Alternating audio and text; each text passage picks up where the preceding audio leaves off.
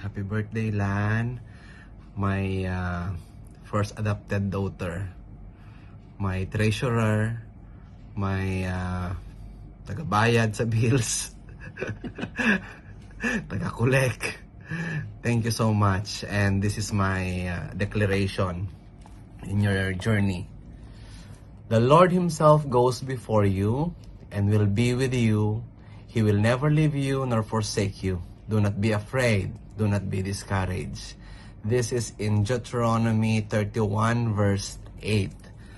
So just like what you have done these recent days, the Lord guided you. The Lord gave you the wisdom, the confidence. Bisag matigas ang pag-English, banat lang. Sino ba sila?